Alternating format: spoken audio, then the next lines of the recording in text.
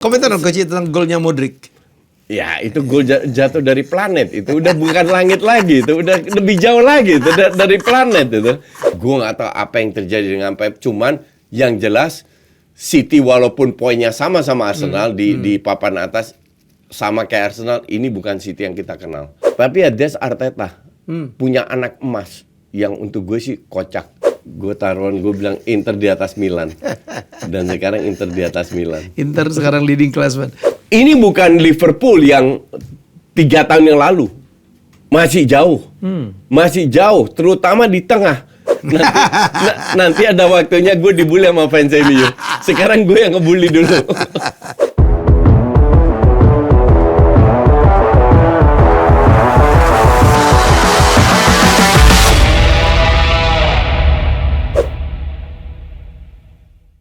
Ya, ketemu lagi dalam jasa saya bersama saya dan Koci.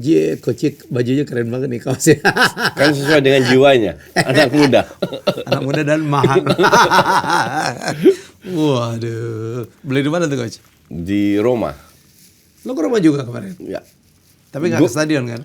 Enggak. Stadion jelek banget loh. Enggak, di luar tapi kota. itu Roma itu gue udah sering ke kota besar karena gue bisa ke kota besar. Oke. Dari semua kota besar yang gue pergi dalam hidup gue paling impresif sama Roma.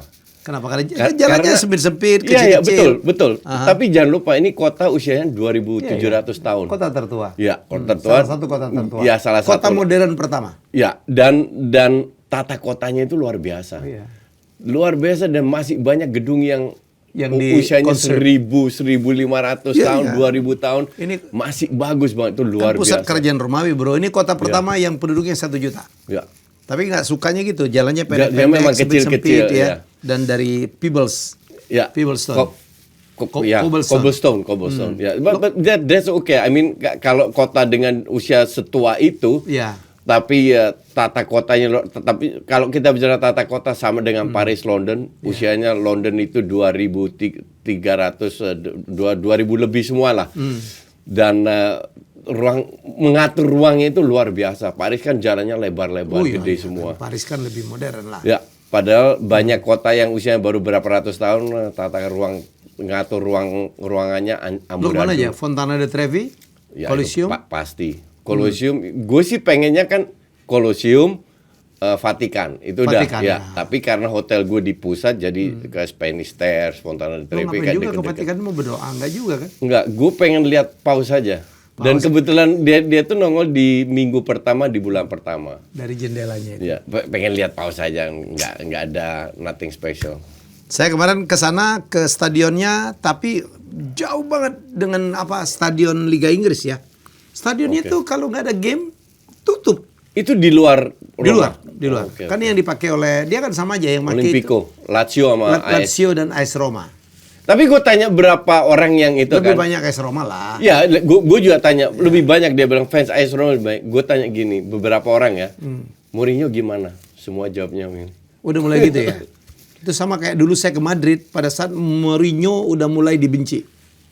Yang dia ngaco-ngaco tuh ya. Iya. Mourinho selalu mengakhiri karirnya dengan ngaco. ngaco. Ya, makanya lu gak suka, gue tahu. Betul. Oke, kita ngebahas dulu. Ini minggu ke-9 IPL ini menarik ya Coach ya, game-gamenya ya. Ya, menarik dari sisi apa? Menarik dari sisi tidak ada satu tim yang tampil perkasa, mengesankan. Ya. Betul. Nggak ada. Ada yang nyaris kalah. Ya, betul sekali. Termasuk Dan Arsenal nyaris kalah dong sih itu. termasuk Arsenal, Iya loh, betul. coming Arsenal from behind, jelek 0-2 banget. duluan dia. Ya. Mungkin ini lagi bagusnya Liga Inggris di mana tim yang musim lalu cukup konsisten. Ya, aja yang konsisten. Ya, Oke. nggak konsisten yaitu City sama Arsenal. Iya, Itu sekarang udah mulai- performanya menurun. Iya. Liverpool yang di rank 10 kalau nggak salah musim Sekarang lalu. mulai naik. Liverpool rank 6. Itu mulai naik, tapi yang di rank 12 tahun lalu sekarang rank 11 yaitu Chelsea. Oh, jadi Dan- maksud lu apa? Dan itu stay Kemarin di musim situ. dia menang lo lawan Arsenal lo. Exactly, gimana lu main di kandang sendiri, Iya. unggul 2-0, masih bisa lawan Arsenal yang lagi jelek-jeleknya, masih bisa seri gitu loh. But Komentar dong Coach tentang golnya Modric. ya itu gol jatuh dari planet, itu udah bukan langit lagi, itu udah lebih jauh lagi, itu dari planet itu. Karena kalau kita perhatikan ya, Mudrik ini kan dari segala segi is a no-no. Oke. Dia sering diganti kalau dia jadi starter, diganti di menit 65. Kenapa? Karena dia nggak perform. Iya dong. Kalau lu main perform pasti lu di 90 menit main, ya kan? Menit 6 dan di samping gol dan penalti yang dia dapat itu dia nggak kelihatan. Maka dari itu dia diganti. Dan ya semua orang bebas berpendapat. Tapi kalau gue jelas-jelas ini karena tekniknya pas-pasan aja, bolanya ngelewatin Raya. Padahal tujuannya adalah jelas-jelas Sterling. Satu-satunya Chelsea yang masuk itu di tiang jauh. Makanya dia coba crossingnya nggak ke tengah tapi lebih ke tiang kedua yang akhirnya nggak dapat terjadi gol. Kita yang sudah nonton bola 40-50 tahun kan paham bahwa itu bisa terjadi dalam sepak bola. Tapi ya juga dalam berapa puluh tahun terakhir. Kalau dia happy dengan itu ya itu hak dia. Tapi kalau dia bilang itu sengaja untuk gue kocak aja. Tapi menunjukkan kalau Arsenal masih labil juga coach ya. Oh banget. Musim ini Lebih up and down. Arsenal main satu match doang bagus. Tahu di mana? UCL lawan PSV. Menang 4-0. Di kandang. Udah itu aja. IPL sama sekali nggak 8, gue nggak tahu 8 match, 9 match sekarang. 9 match. 9 nggak ada bagus-bagusnya. Satu match pun Odegaard nggak pernah kelihatan dan 9 match. Odegaard jauh menurun ya. Jelek banget musim tahun lalu ini. ya coach. Jauh. Iya. Dan Arteta nggak pernah cadangin dia dari awal. Ya. Gak pernah bilang, ya lu kapten mungkin lu lagi jelek, namanya pemain. Messi, Ronaldo pun mengalami masa-masa di mana mereka bermain jelek kan. Cadangin lah, biar fair terhadap pemain kayak Kai Havertz atau apa. Zinchenko itu juga 10 kali passing, 12 kali salah. Jelek banget dan selalu jadi starter. Lakukan rotasi, bahkan Tomiyasu yang berkali-kali masuk sebagai subs di sayap kiri yang bukan posisi dia sering bermain bagus. Tapi ya Des Arteta punya anak emas yang untuk gue sih kocak. Harusnya dia belajar. Siapa aja coach? Anak emasnya dia? Zinchenko, Nketiah, Odegaard. Apa kan Nketiah tuh ya? Ya, Nketiah itu selalu main entah jadi starter, entah jadi super sub. Ya, I mean Nketiah itu. Come on, ya. Bahkan gue feeling gue kalau dia main di Fulham juga jadi cadangan gitu. Ngerti nggak? Parah banget ini pemain, tapi ya sama Arteta dimainin terus. Ya we'll see. Terlalu banyak ugly win. Dan di Champions League kemarin terakhir lah lawan Lens kalah nggak, gue lupa skornya, cuman kalah lawan Lens dan layak kalah. Harusnya ini jadi wake up call bahwa pemain itu juga manusia. Kalau lu punya anak emas fine, tapi pada saat dia menurun gantikanlah, kasih dia lebih. Jangan tiap match under pressure main jelek dimainin terus. Tapi kasih kesempatan kepada pemain yang lain karena benchnya Arsenal lebih bagus daripada musim lalu. Musim lalu runner up bukan hanya runner up tapi sering main bagus. Itu kita sepakat. Ya, nggak ada yang cedera. Ya, musim ini ditambah 250 juta. Timber doang yang cedera yang lama. Main kayak gini. It's a big joke. Ya. Tapi ya we'll see. Kan mereka berbagi, mereka sebenarnya rank 1, cuman selisih goal difference saja sama City, tapi poinnya sama City. Tapi jangan lupa Spurs belum main game ke-9. Ya. Kalau dia menang, enggak, dia nggak menang. Dia lawan, itu kan doa lu lah. Dia lawan Fulham nggak menang. Jadi lawan Fulham lagi. Karena kalau dia menang langsung 2-3 jadi pimpinan klasemen juga. Ya, dia tapi kalau Spurs sih gue bisa bilang hampir yakin ini akan turun. Ya kalau Spurs itu biasanya turunnya di ujung coach. Di minggu-minggu terakhir ya kan? Enggak, justru di bulan Januari Februari udah turun. Iya. Tapi yang gue ngeri ya, jujur ya. Dan mungkin gue beda pendapat dengan fans-fans lainnya. MU. Iya. Gue ngeri sama MU. Dengan 15 pemain cedera loh. You know why? Ya. Karena dia punya pelatih yang sudah terbukti bagus. Dia punya pemain yang beberapa 5-6 pemain yang benar-benar berkualitas. Dia perlahan mengurangin masalah-masalah non teknis. Ya. Sancho lah, Greenwood lah. Sancho Anthony definitely lah. ya. Definitely out. Ya, dia minta maaf pun nggak makan dia main. Ini kan di samping masalah di lapangan, cedera dan lain-lain. Out of perform, timbul masalah yang di luar lapangan yang nggak penting, yang berpengaruh terhadap kinerja tim. Pelan-pelan disingkirkan. Yang dibutuhkan sekarang MU kan ugly win. Yang penting menang dulu sehingga percaya diri pelan-pelan meningkat. Gue bilang MU kalau 6-7-8 match ugly win, mereka mendapatkan performanya. Ya. Dan sekarang udah 2 match beruntun Ugly win dan semuanya ada Brentford, faktor McTominay ya. Sheffield. McTominay, gue bilang ini pemain sangat terbatas dari kemampuan. Ya. Tapi nggak ada salahnya dipakai sebagai super sub. Tapi spiritnya coach. Spiritnya, Wah gila. justru itu, spiritnya bisa mengangkat. Jadi game changing ya. Ya, betul. Terutama untuk cetak gol. Betul, ya kan? betul. Karena kalau dia suruh bermain stylish, strategi, nggak sanggup dia. Kan hampir dijual ya.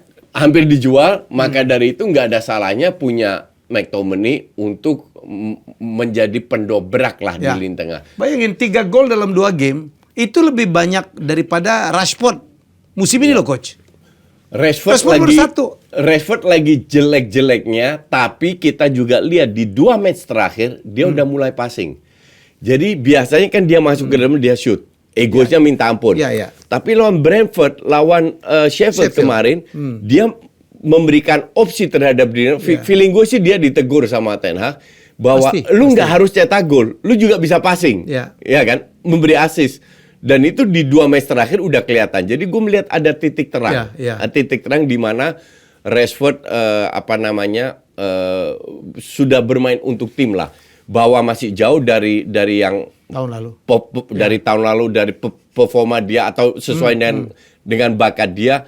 Let it be. Maka dari itu gue lebih ngeri lihat MU naik ke atas yang kalau seandainya mereka benar-benar konsisten dapat peaknya, mereka akan meroket terus daripada Chelsea. Contoh, Chelsea itu nggak ada satu match yang di mana mereka impresif menang. Kemarin main bagusnya itu hanya di babak pertama, tapi Arsenal yang bapuk banget. Bener-bener gue musim ini kecewa banget. Lo tau nggak? Waktu gue ke London itu lawan Spurs kan? Arsenal Spurs. Ya, gue itu nggak mau nonton. Gue tidak mau nonton, padahal bini gue udah jauh hari bilang lu harus nonton. Gue nggak mau nonton karena gue tahu Arteta kayak apa. Akhirnya 1-2 minggu sebelum gue berangkat, 10 hari sebelum gue berangkat, baru gue beli tiket. Dipaksa terus sama bini gue, dan terbukti gue kecewa dengan apa yang gue lihat. Harga 400 pound pula. Inilah Arsenal yang gue harap gue salah, tapi yang gue prediksi dan terbukti bahwa Arteta ini gue tidak yakin dia bisa ngangkat tim ini dengan beberapa pemain baru. Tapi semoga Arteta sadar dengan kesalahan-kesalahan dia bisa berubah dan memasukkan, nggak menganak-emaskan 1, 2, 3 pemain dan berani melakukan gebrakan bahwa semua pemain itu sama. Coach, kembali ke MU. MU ini kan sekarang banyak sekali drama. Anda boleh protes, kita bahas MU banyak. Tapi paling banyak drama memang MU ya. Ratcliffe kemungkinan nanti akan leading the club. Dan kalau dia leading the club, katanya kemungkinan Ten Hag akan diganti dengan Potter gitu. Itu isunya gimana sih Coach? Itu gosip itu ternyata. Jadi bahwa Ratcliffe mau ambil alih, kalau dia ambil alih, dia akan dijadikan sporting director. Yes. Karena gue rasa si Glazer tahu bahwa di bawah Woodward terlalu banyak, atau berapa tahun terakhir terlalu banyak pemain overpriced. Nah, Ratcliffe sebagai businessman pasti lebih perhitungan, ya kan? Jadi untuk gue masih masuk akal. Tapi secara teknis kan dia ngapain? Apa alasan dia nggak tahu apa. Pecat Ten Hag ya? Murni kalau pecat Ten Hag sih feeling gue enggak. Dia nggak sebego itulah. Tapi pembelian pemain kedepannya akan tidak overpriced lagi. Jadi gue bilang masuk akal. Dan tidak asal beli ya. Ya. Cuman yang jadi masalah pada saat lu tarik Ratcliffe masuk, Qatar ini gue nggak yakin. Tapi Qatar katanya on lagi Coach. Ya, enggak. Yang jadi masalah kan adalah Qatar ini mau 100%. Atau 100% di luar yang IPO lah. Oke? Semua saham yang dimiliki Glazer. Nah, kalau seandainya dia jual 25% ke Ratcliffe, Ratcliffe nggak akan lepas. Ratcliffe tidak akan lepas 25%. Pada saat Ratcliffe tidak lepas 25%, sama Qatar, gue nggak yakin Qatar masih minat. Ya. Dan Radcliffe kan belum deal juga. Ya benar juga. Jadi ternyata dia masih on ya. Masih Cuman on. dia pull out aja lah. Ya. Jadi gue nggak yakin kalau gue jadi Glazer, mending gue nggak jual ke siapa-siapa. Tunggu 2-3 tahun, berkali-kali kita bahas di sini. Kalau gue jadi Glazer, gue nggak akan jual sekarang karena value-nya itu akan naik terus dengan Ten Hag dan performa sekarang based on last year. 2-3 tahun akan naik, mungkin bisa dapat 8 juta, ya, 8 billion. 8 miliar. Maka dari itu gue bilang lebih baik jangan dijual ke Radcliffe. Sampai sangat tergantung dengan prestasi. Sekarang MU lagi di titik tengah lah ya. Jadi nggak mungkin juga akan bisa menaikkan harga demikian drastis ya. Betul dong. Ya, perlu mungkin juara UCL kali Coach. Bukan. Gini. Industri sepak bola itu nggak bisa dibandingkan dengan industri yang lain. Karena sepak bola itu yang dilihat itu bukan income monthly, tapi dilihat valuation. Valuation itu standarnya ya standar aset kayak gitu-gitulah. Ya, revenue. Revenue dan lain-lain. Tapi kalau seandainya sebuah klub yang seperti you minggu lalu bilang value-nya MU turun ke 2,7, ya. Tapi masih ada yang minat mau beli dengan 6M, itu kan luar biasa. Ya. Jadi standar itu blur. Nah, kalau seandainya valuation-nya naik ke 3-4M, jangan kaget, MU akan dijual dengan 8M. Sebenarnya cara ngitungnya itu karena metode valuasi itu macam-macam. Iya, betul. Ya, ada yang melihat masa parameternya lalu, ada yang masa ke depan, gitu kan, terserah. Dan fansnya kan nggak berkurang. Sejelek-jeleknya MU 6 tahun terakhir cuma Piala Ciki loh. Dan tapi sponsornya tetap terbanyak.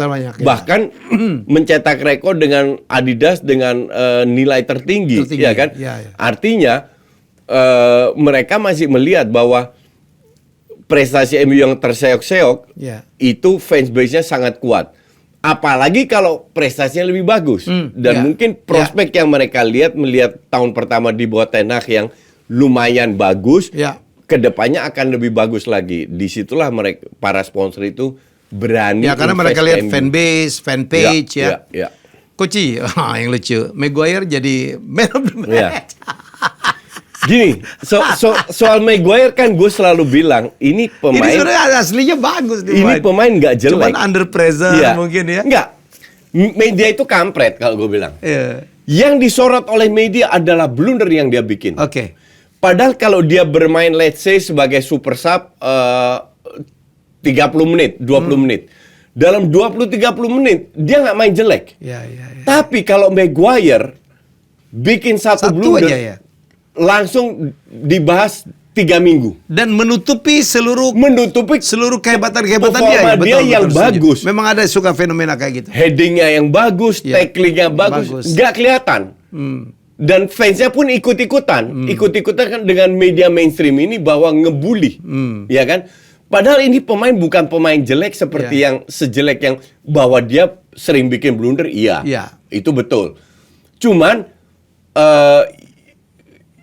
kalau pemain lain yang bikin blunder yang sama, besok udah lupa. Tapi kalau Maguire yang bikin, itu stay panjang. Jadi apa ya? Memang begitu ya ininya ya. Jadi apa treatment fans ya? Gini. Fans bola itu kan pengen dibenarkan apa yang dia pikirkan. Dan itu dimainkan oleh media. Jadi kalau bilang, ya Maguire jelek, sama media di blow up, dikompor lagi. Jadi seolah-olah fans merasa, oh sih gue bener apa yang gue katakan. Itu kan rata-rata begitu. Maka dari itu sama fans bola itu sama media itu di-steer. Padahal mereka nggak sadar kalau mereka di-steer. Dan terjadilah beberapa pemain dapat stempel yang buruk, cap yang buruk bahwa kalau ini main jelek, kalau Maguire kemarin main bagus karena dia nggak buat blunder. Padahal main kayak gitu dia udah sering lakukan, hanya tidak dilihat oleh yang lain. Kalau MU menang, Maguire main bagus, yang disorot yang cetak gol, entah itu Bruno, entah itu Rashford, padahal itu ada intangible contribution dari Maguire ya. Ya betul. Gitu. Jadi untuk gue sih Maguire ya gue nggak heran. Tapi jiwa besarnya coach ya. Dia walaupun di downgrade, nggak jadi captain, diinjek-injek harga dibully, dirinya. Ya, tapi dia tetap MU gitu, dia profesional. Dia profesional betul sekali. Maka dari itu kembali lagi, gue ngeri kalau semua balik lagi dan performanya dapat. Udah mulai balik nih, Varane udah balik ya. Itu bahaya. Makanya sebelum balik, gue manfaatkan sikon, ya gue bully-bully aja dulu. Kobe Maino udah balik ya. Nanti ada waktunya gue dibully sama fans MU. Sekarang gue yang ngebully dulu. Hati loh. 12 pemain cedera aja masih melawan lah, lumayan. Coach, kemarin sekarang City juga tidak se-powerful tahun lalu ya Coach ya. Udah menang susah ya.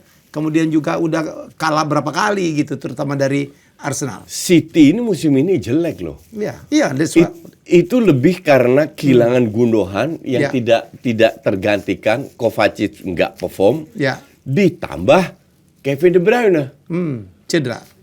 Dan kita lihat pada saat Kevin De Bruyne nggak main, Haaland susah. Produktivitas Haaland menurun.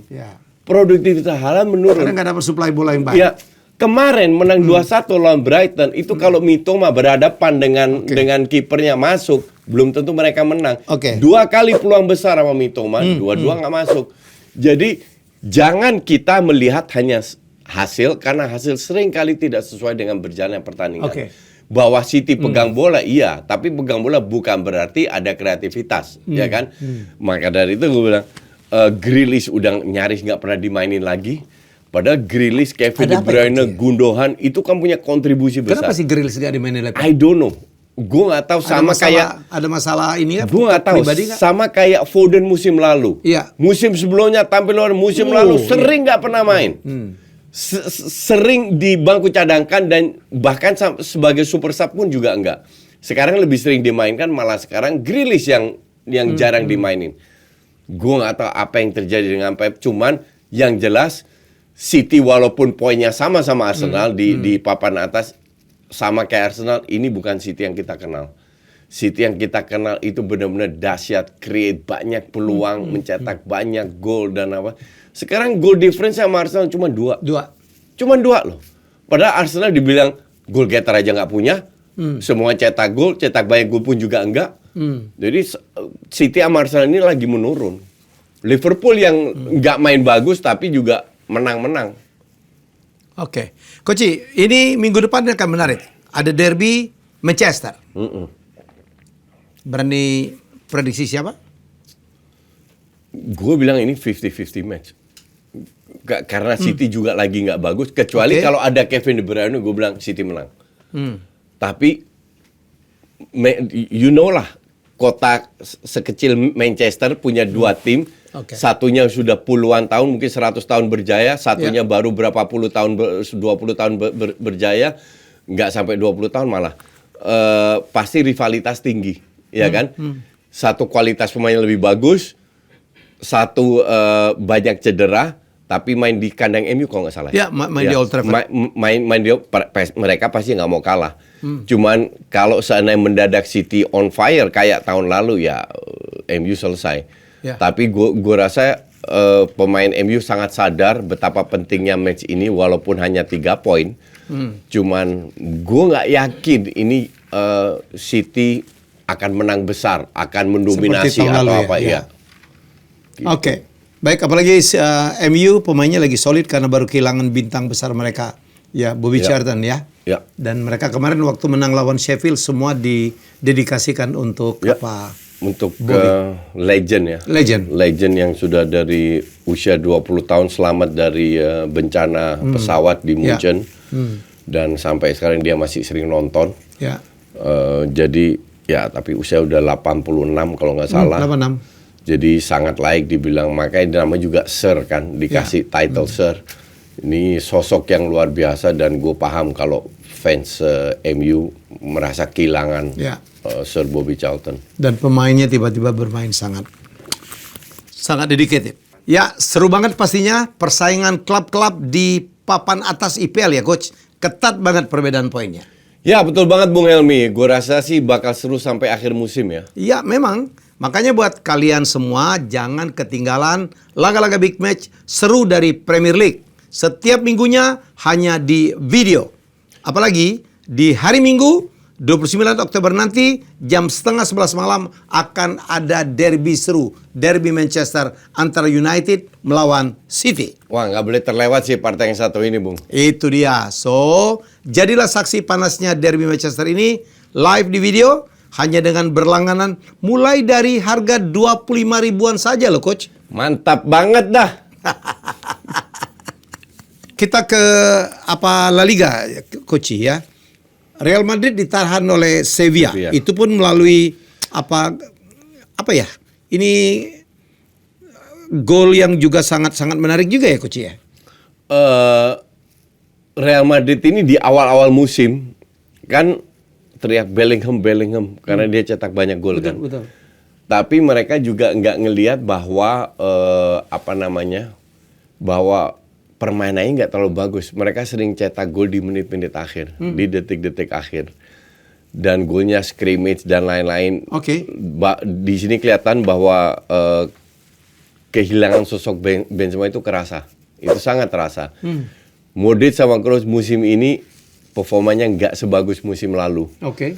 Dan bahwa mereka berada di bahwa mereka berada di papan atas itu lebih ke tidak performanya Barca yang kemarin juga nggak layak menang. Ya. Tapi menang berkat satu gol. Barca sangat kehilangan Lewandowski, Pedri dan De Jong. Sangat amat kelihatan. Sehingga cek di benchnya itu 5-6 poin gue nggak pernah dengar even namanya. Akhirnya termasuk yang ngegol ini tidak? Guillaume 17 masuk, tahun ya, Coach? Ya, Guillaume masuk 2 kali sentuh terjadi gol. 1 menit langsung. Very ugly win karena Ter Stegen melakukan banyak save.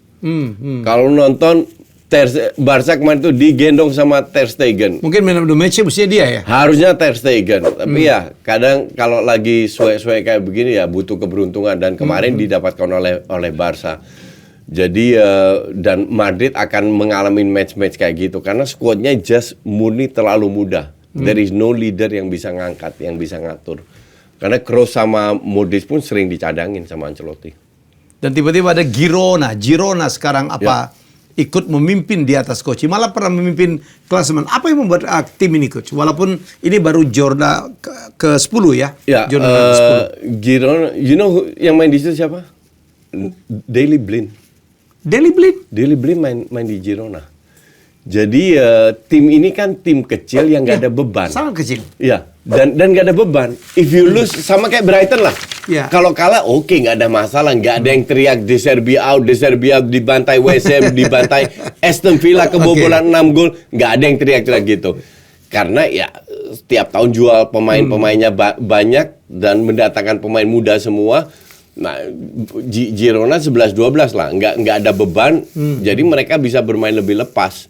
Tapi biasanya nggak lama lah, Coach. Nggak lama. Girona ini akan bahkan masuk kejutan-kejutan aja lah. Masuk zona Eropa pun gue nggak yakin. Masuk Conference League lah, gue nggak yakin. Mungkin kalau segi beruntung Conference League masih bisa, tapi European League sama UCL enggak. Ntar lagi juga turun. Oke, kita ke di Serie A. AC Milan tiba-tiba kalah di kandang lawan Juve ya? Ya, karena kartu merah ya. Ya. Si Thiaw kena Malik kartu merah. Ya, ya gue nggak yakin harusnya itu. Jadi kan Juve melakukan counter, pemain Juve Zaire kalau nggak salah lupa gue itu puter badan ditarik sama dia. Terus dikasih kartu straight red card karena dia pemain terakhir layak merah by the way. Tapi dengan 10 orang pun Milan masih nyerang loh. Milan masih mendapatkan beberapa peluang. Akhirnya Locatelli cetak gol deflect. Tidak bisa benar-benar dominan Juve. Kurang kreativitas. Bahkan Vlahovic sama Chiesa mulainya dari bench. Akhirnya Vlahovic masuk, Chiesa masuk. Pada saat pulih terakhir mereka sangat happy udah kayak menang Champions League aja. Padahal ini cuma 3 poin. Nah di situ menunjukkan bahwa Juve ini bukan Juve yang ya 5 tahun yang lalu lah. Yeah. Bukan Juve seperti itu. Ini Juve ini harus bekerja keras bukan untuk jadi juara, untuk masuk 4 besar pun mereka harus bekerja keras. Apalagi skandalnya beruntun ya, Coach ya. Never ending itu kan dari zaman dari dulu lah.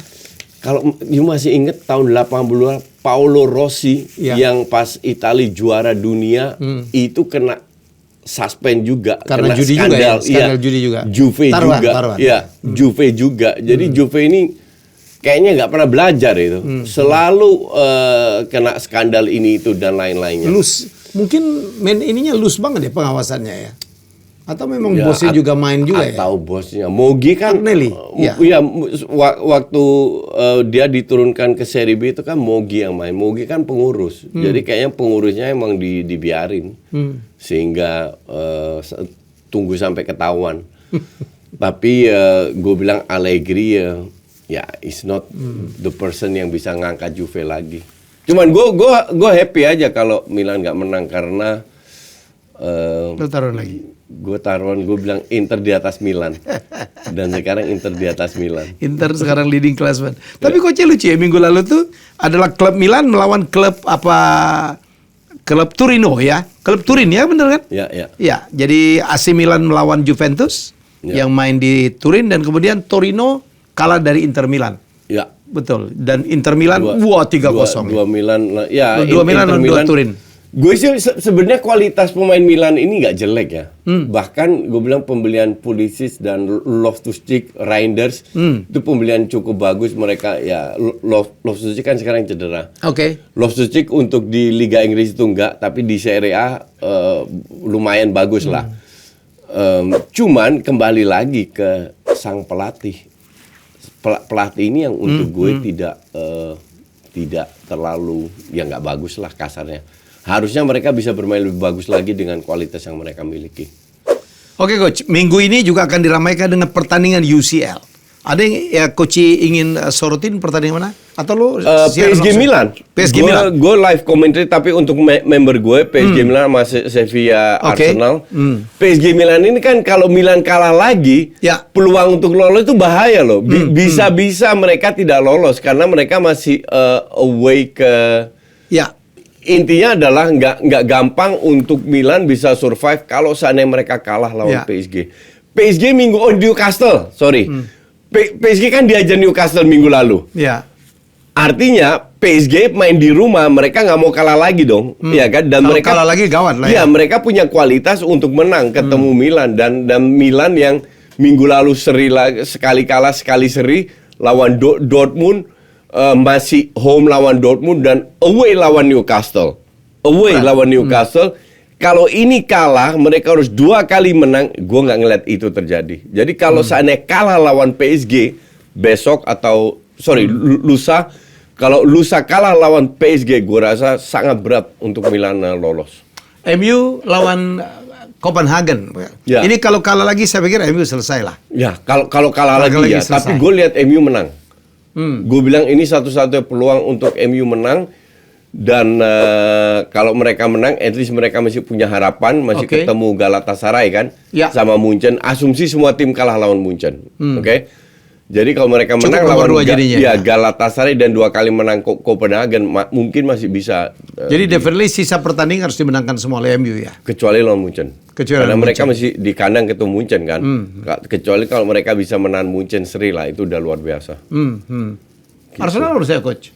Arsenal itu ketemu Sevilla di kandang Sevilla itu nggak gampang juga karena minggu lalu mereka terakhir mereka juga kalah di kandang Lens.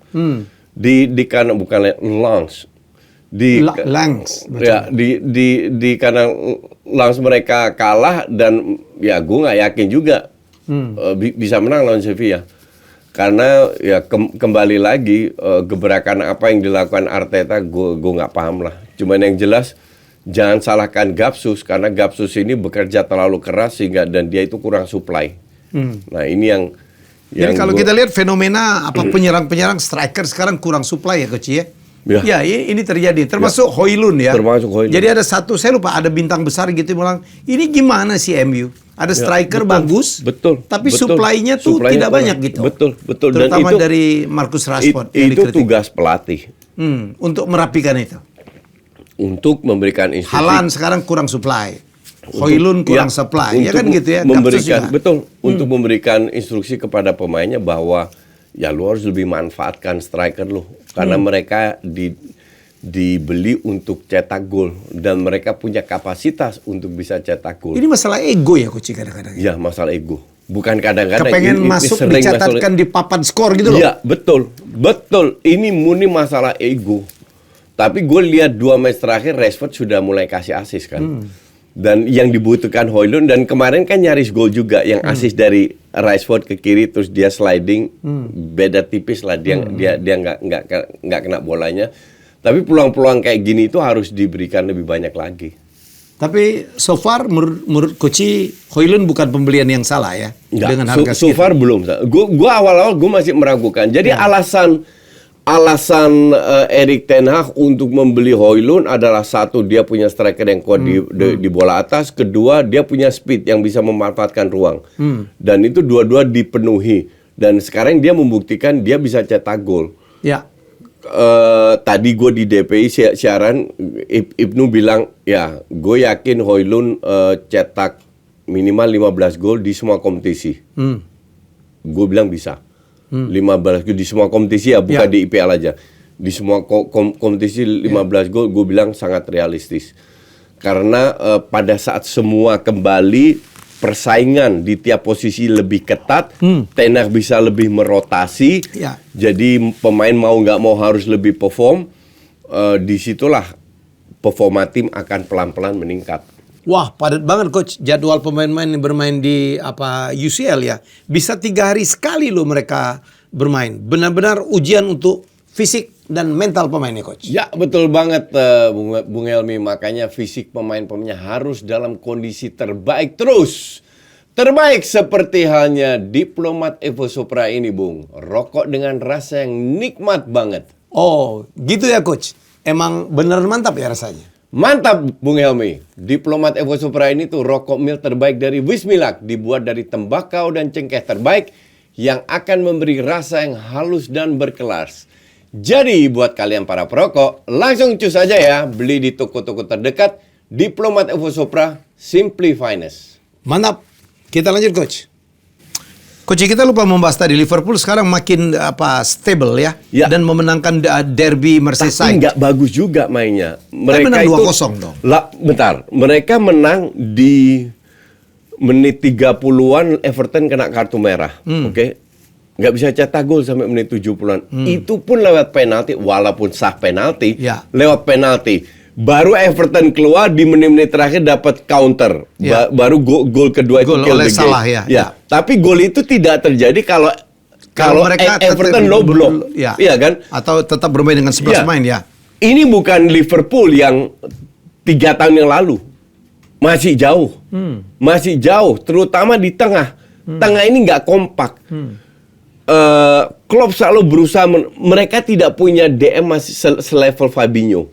Endo itu suruh main badminton sama Son aja, cocok. Dan McAllister itu bukan real DM. Mereka butuh sosok yang bisa mengatur pemain kayak Fabinho. Fabinho. Di depan Luis Diaz sama Salah, itu yang pemain yang cukup konsisten. Gakpo masih terlalu nggak stabil. Nunes, Jota sama. Nah, sementara di belakang Robertson nggak main seperti 2-3 tahun yang lalu. Tahun lalu udah jeblok, tahun ini ya nggak jauh beda. TAA sama kasusnya, maka dari itu dia diberi peran baru untuk lebih masuk ke tengah kan. Joe Gomez bukan levelnya itu Liverpool. Matip bukan levelnya Liverpool. Van Dijk agak menurun performanya dibanding tahun lalu dan jadi untuk gue Liverpool masih banyak PR. Walaupun di klasemen atas sekarang. Walaupun sekarang di papan atas, dan gue juga yakin kalau 4 besar sih masuk. Tapi apakah iya tiap match harus ngandelin Salah? Kan nggak juga. Gitu. Jadi untuk gue sih Liverpool ya is Liverpool, cuman PR-nya Klopp masih banyak karena masih banyak sisi dari 11 tim ini yang harus diperbaiki. Oke, Coach, minggu ini juga dipengaruhi oleh beberapa sanksi-sanksi kepada pemain-pemain, terutama yang keturunan dari Timur Tengah yang melakukan selebrasi atau melakukan dukungan untuk Palestina, Coach. Yang gue lihat ada ada beberapa pemain yang melakukan dukungan, satu disanksi, yaitu El Ghazi yang main di Mainz. Itu dinonaktifkan. Tapi gue tidak tahu dipecat atau enggak. Tapi sementara dinonaktifkan, mungkin Mainznya tidak mau membuat polemik lebih besar lagi ya. Terus Mazraoui itu mengeluarkan statement, hanya ditegur. Karena statementnya Mazraoui ini main di Munchen, karena berbeda dengan statement dari Munchen sendiri. Mazraoui Mazraoui. Berbeda statement dengan Munchen, dan itu hanya ditegur tapi dia tetap bermain. Hal-hal kayak gini itu agak sensitif ya, karena kalau topik ini keluar pasti ada pro dan kontra. Pasti. Ya kan? Terutama untuk Jerman ya, karena kita tahu yang mendukung betul Israel itu 4 negara, Coach. Amerika, Inggris, Jerman, Prancis. Ya, di luar itu enggak loh. Nggak terlalu bersama gitu. Mereka bukan sebenarnya negara Eropa lainnya, bukan mendukung Israel, tapi mengutuk Hamas dan tindakan Israel. Ya, kalau ini kan membabi buta, pokoknya bela Israel. Ya, jadi kalau muncul Palestina langsung itu. Ya. Terbukti ada klub Spanyol, Sevilla kalau nggak salah ya, yang penontonnya mengibarkan bendera Palestina semua.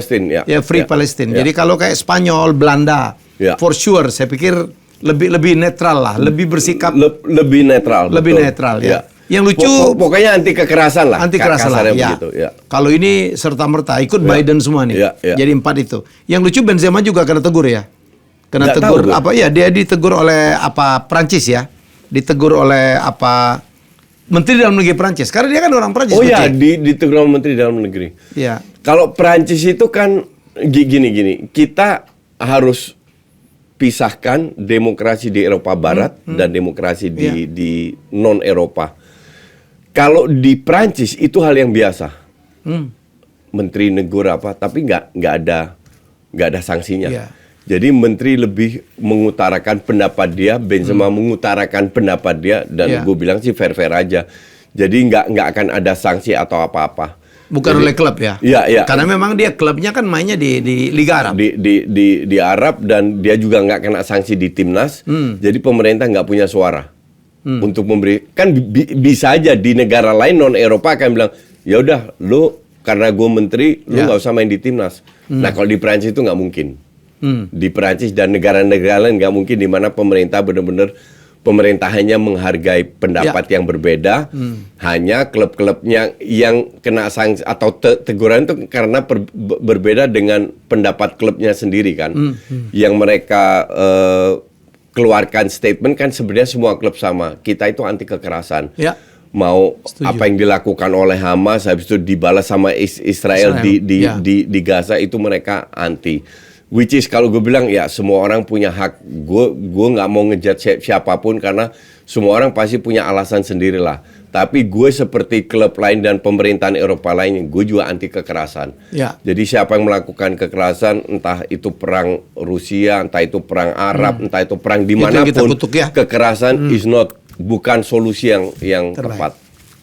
Oke, baik. Coach, kita sudah 40 menit lebih dan kita akan jumpa lagi dalam episode selanjutnya. Silakan komen, silakan follow, silakan share ya.